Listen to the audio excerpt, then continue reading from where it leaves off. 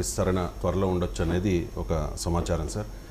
ఇప్పటికీ తెలంగాణ కేబినెట్లో సీఎం రేవంత్తో పాటు 11 మంది మాత్రమే ఉన్నారు. ఇంకో 6గురికి అవకాశం ఉంది. ఇప్పుడు ఒక 4గురికి అవకాశం కల్పించి ఆ తర్వాత ఒక 2కి ఇవ్వచ్చు అనే ప్రచారం జరుగుతోంది సార్. ఇస్తే ఎవరెవరికి అవకాశం దక్కవచ్చు? అంటే బహుశా 4గురికి ఇచ్చి 2కి ఆపడానికి కూడా కారణం ఏంటంటే బీఆర్ఎస్ నుంచి ఎమ్మెల్యేలు రావాలని ఆలోచిస్తున్నారు.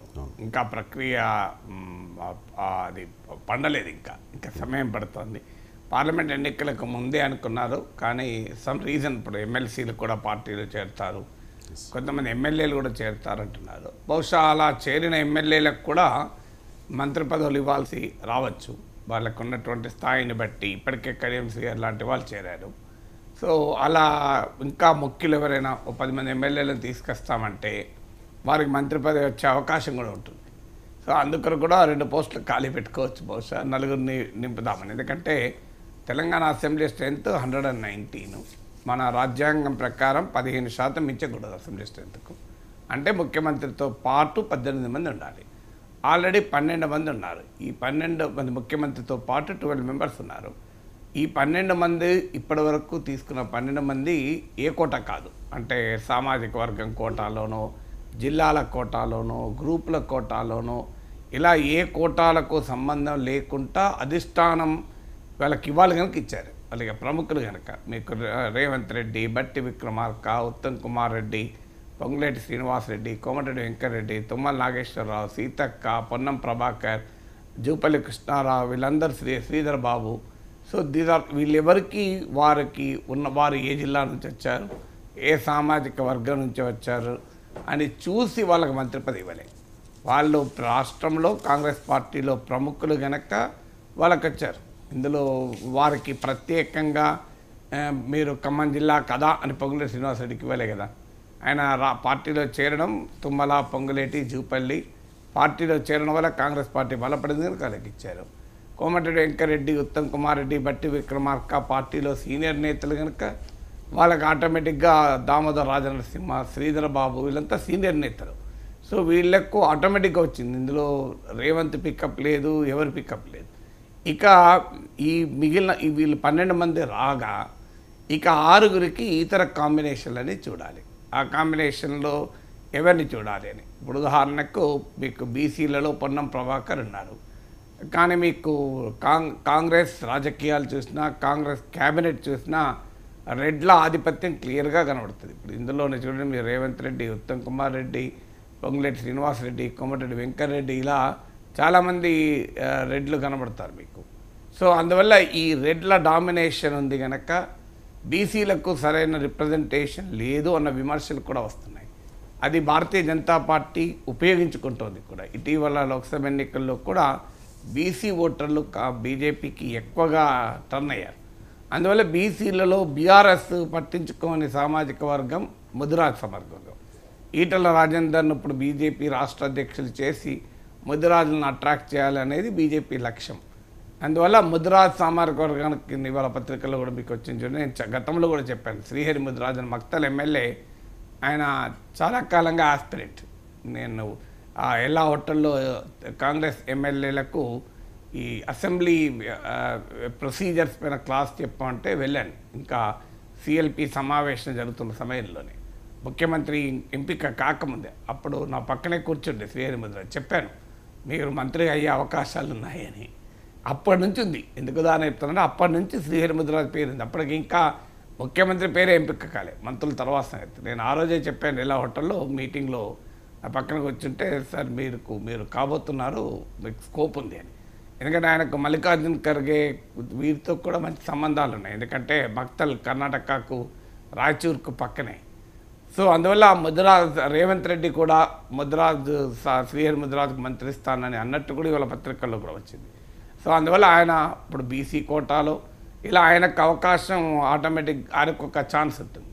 ఇప్పుడు మైనారిటీ నుంచి ఎవరు ఎలక్ట్ కాలే, అయ్యి ఉంటే డెఫినెట్గా ఒకరికి గ్యారంటీగా అయ్యేవారు. ఇప్పుడు అందువల్ల మొదటి నుంచి కూడా మైనారిటీ వర్గానికి చెందిన ఒకరికి ఏదో రిప్రజెంటేషన్ ఇవ్వాలి అనేది ఒక అభిప్రాయం ఉంది. ఇప్పుడు అడ్వైజర్గా ఇచ్చారు తప్ప మంత్రివర్గంలో లేరు. తెలంగాణలో 12% ముస్లిం సామాజిక వర్గం. ఇటీవల లోక్సభ ఎన్నికల్లో ఏకోన్ముఖంగా ముస్లిం ఓటు కాంగ్రెస్ ఎన్నికలు రాలేదు. అంతకుముందు అసెంబ్లీ ఎన్నికల్లోనే ఒక పెద్ద షిఫ్ట్ వచ్చింది. ఇప్పుడు లోక్సభ ఎన్నికలనైతే పూర్తిగా ఏకోన్ముఖంగా మారింది. ఎంఐఎం కూడా సహకరిస్తుంది. రేపు స్థానిక సంస్థలకు వచ్చే వరకు కూడా చాలా కీలకమవుతుంది మైనారిటీ ఓటు. ఎందుకంటే రేపు బీఆర్ఎస్ దెబ్బతింటూ కాంగ్రెస్ వర్సెస్ బీజేపీ రాజకీయం నడిచే పరిస్థితుల్లో మైనారిటీ ఓటు కీలకమైంది. ఎందుకంటే అది బీజేపీకి వ్యతిరేక ఓటు బ్యాంక్గా కాంగ్రెస్ పార్టీకి ఉపయోగపడుతుంది కనుక ఆ సామాజిక వర్గం నుంచి ఒకరికి ఇవ్వాలి. అలాగే మీకు కొన్ని జిల్లాల నుంచి రిప్రజెంటేషన్, ఇప్పుడు నిజామాబాద్ నుంచి సుదర్శన్ రెడ్డి, ఈయన బోధన ఎమ్మెల్యే, మాజీ మంత్రి కూడా, గతంలో హెల్త్ మినిస్టర్గా చేశాడు, ఇరిగేషన్ మినిస్టర్గా చేశాడు. తర్వాత వివేక్ వెంకటస్వామి బలమైన నాయకుల్లో ఒకరు. సో ఆయన కొడుకు కూడా ఇప్పుడు ఎంపీ అయ్యాడు. సో మా వనరులు ఉన్న నాయకుడు, బలమున్న నాయకుడు. అందువల్ల వివేక్ వెంకటస్వామికి ఇచ్చినప్పుడు ఏమవుతుందంటే మళ్ళీ మాలా మాదిగ ఇష్యూ వస్తుంది. సో దాన్ని బ్యాలెన్స్ చేయాలి. ఇప్పటికే స్పీకర్ మాల, డిప్యూటీ సీఎం మాల, ఎంపీలలో మాలకి ఇచ్చారు, మాదిగలకు ఇవ్వలేదు అన్న విమర్శ ఉంది. సో అందువల్ల సంపత్ లాంటి వాళ్ళు గెలుస్తుంటే గ్యారంటీగా మినిస్టర్ అయ్యేవాళ్ళు. సో ఆయన గెలవలేదు కనుక ఆ బ్యాలెన్స్ ఎలా చేస్తారు? లేకపోతే వివేక్ ఎప్పుడో వచ్చేది. ఈ రెండు సామాజిక వర్గాల మధ్య తెలంగాణలో మాలల కన్నా మాదిగలు ఎక్కువ. ఇప్పుడు అద్దెంకి దయాకర్ లాంటి వారు, వీళ్ళందరికీ కూడా ఇదే సమస్య. లేకపోతే వీళ్ళకి అవకాశం వచ్చేది. సో అందువల్ల మా ఒక్క దామోదర రాజనరసింహ తప్ప ఎవరు లేరు మాదిగల నుంచి. సో అందువల్ల ఆ ఛాలెంజ్ కూడా ఉంది. సో మొన్న ఎంపీ ఎలక్షన్లో కూడా మీరు నాగర్ కర్నూల్, అలాగే పెద్దపల్లి 2 సీట్లు కూడా మాలకి ఇచ్చారు. వరంగల్ కూడా మాదిగ ఉపకులాలకు ఇచ్చారు తప్ప మాదిగలకు ఇవ్వలేదు అన్న విమర్శలకు కూడా ఎదుర్కొన్నారు. సో అందువల్ల వాళ్ళను ఎలా అకామిడేట్ చేయాలి? ఎందుకంటే బీసీలను, మాదిగల్ని బీజేపీ అట్రాక్ట్ చేసే ప్రయత్నం చేస్తుంది. ఇక్కడ వర్గీకరణకు అనుకూలంగా స్టాండ్ తీసుకొని మీకు కృష్ణమాదిగ కూడా బీజేపీకి మద్దతు ఇచ్చారు. అందువల్ల ఈ 2 బలమైన సామాజిక వర్గాల్ని బీజేపీ అట్రాక్ట్ చేసి తెలంగాణలో ఎదగాలి అని చూస్తుంది. అందువల్ల బీజేపీకి చెక్మేట్ చేయాలంటే ఈ 2 సామాజిక వర్గాలకు రిప్రజెంటేషన్ ఇవ్వడం అనేది చాలా కీలకమవుతుంది కాంగ్రెస్ పార్టీకి. అందులో మళ్ళీ గతంలో ప్రామిస్, ఇప్పుడు రాజగోపాల్ రెడ్డికి ఆయన పార్టీలో చేరినప్పుడే ప్రామిస్ చేశారంటున్నారు.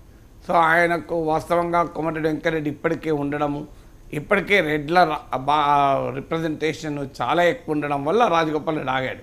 లేకపోతే రాజగోపాల్ రెడ్డి బలమైన నాయకుడు, ఆ జిల్లాల్లో సొంతగా ఎమ్మెల్యేలను గెలిపించుకొనగలిగా శక్తి సామర్థ్యాలున్న నాయకుడు. అందువల్ల అలాంటి వ్యక్తికి డెఫినెట్గా ఛాన్స్ వచ్చేది.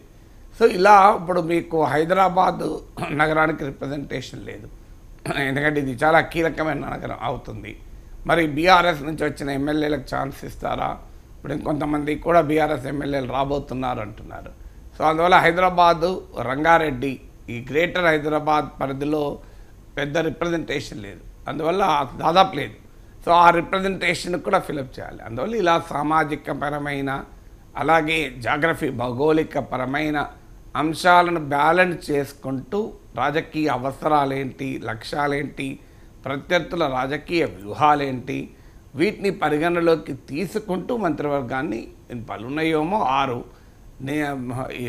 కన్సిడరేషన్ ఉండాల్సిన ఫ్యాక్టర్స్ చాలా.